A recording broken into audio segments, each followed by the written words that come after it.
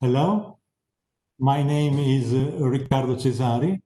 I am a member of the board of IVAS, the Insurance Supervisor Authority in Italy. I would like to thank the Global Insurance Fraud Summit for this opportunity. And I would like to present the Italian anti-fraud public detection system, which is in operation in the Italian MTPL market. First of all, I would give you some data.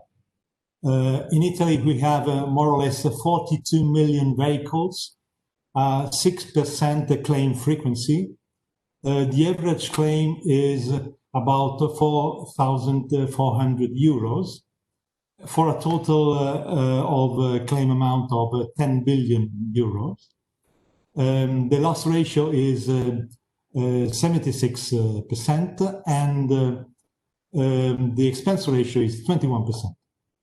At the moment, the fraud detection by firms in the claim settlement phase produces about 22% of suspected and analyzed claims, 13% of further analyzed claims, and at the end, 2% rejected.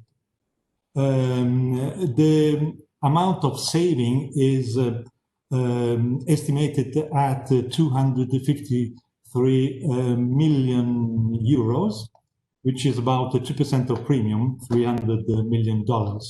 And this data comes from the insurer's annual fraud reports.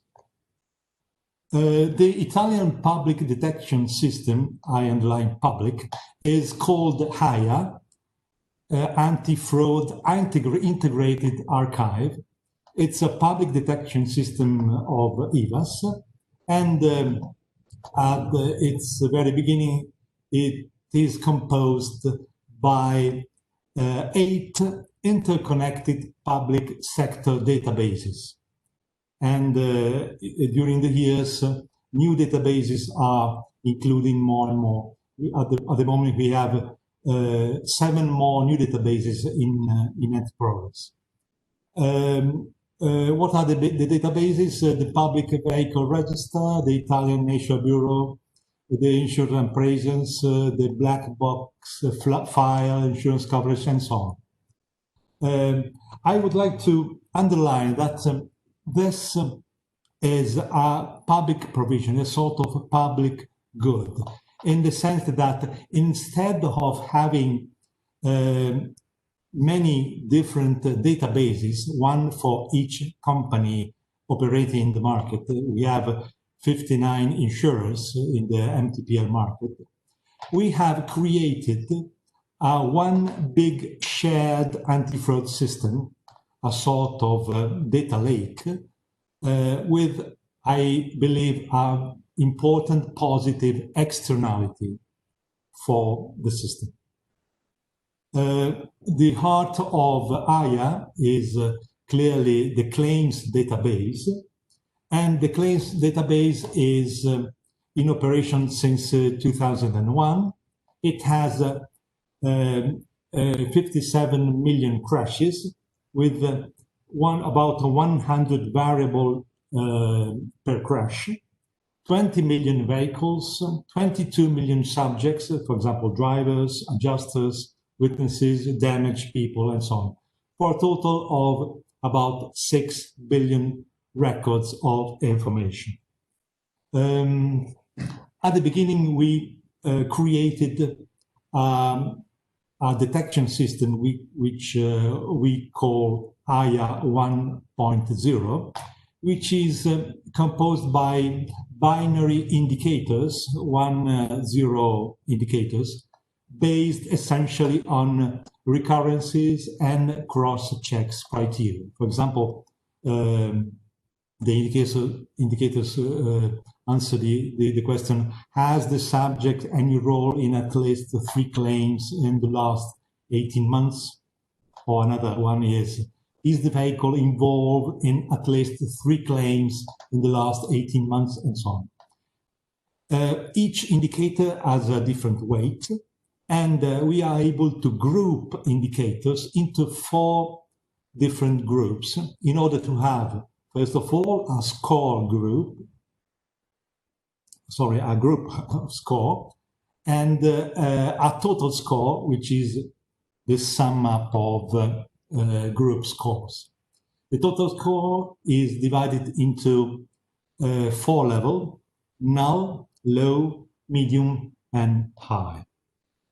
The groups are the following: score of vehicle, score of people directly involved, score of people not directly involved, score for other aspects, and finally the total score of the crash. Concerning, for example, the crashes of 2019, which were about 2.5 million crashes, we calculated 63% of crashes with null score, 23% with low score, 11% with medium score, and finally 3% of high score, of course, in terms of fraud. Clearly, we expect that the best effort be directed into this group of crashes. In the last few years, we have made a step forward, which switched from IA 1.0 to IA 2.0, which is characterized by the introduction of network analysis tools into the system. Network analysis is essentially a statistical tool for identification of hidden criminal networks.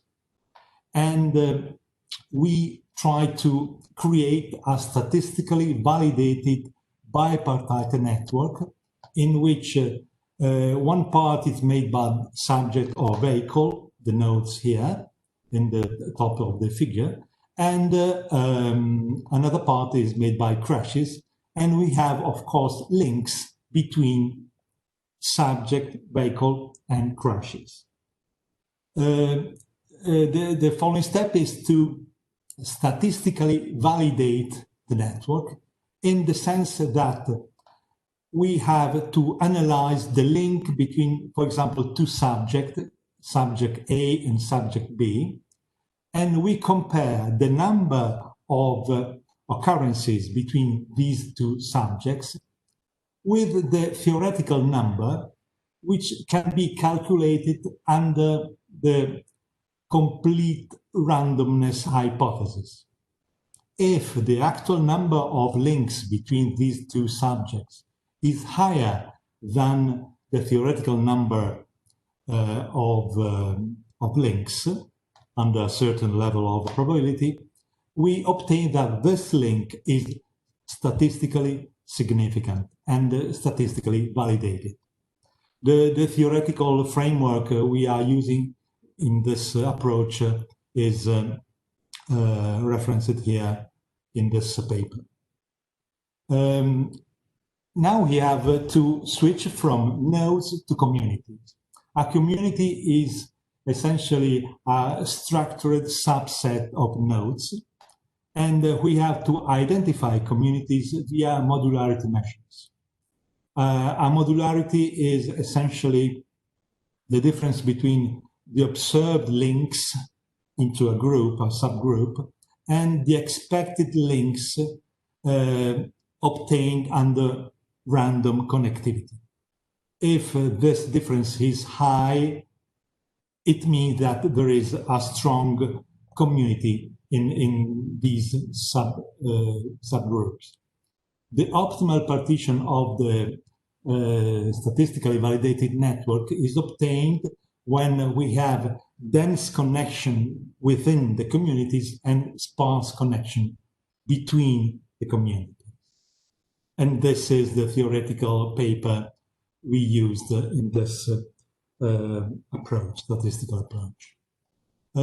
This is an example of a community, a real-life community we obtained in our network. You see the pivot element here, subject. You see also the beneficiaries, the car owner, the passengers, the driver, and various roles, of course. And the thickness of the lines is proportional to the number of crashes linking the various subjects.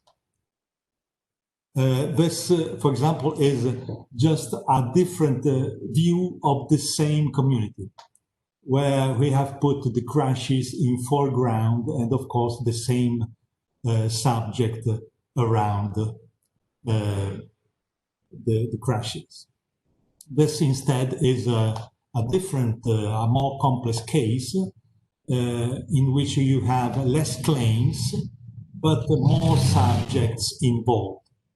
At the end, we obtained a descriptive statistics of the network with more or less 500,000 communities, 60% made by 4 nodes, 2 subject and 2 accidents, 2% made by more than 26 nodes, and on average, communities with 10 nodes in median.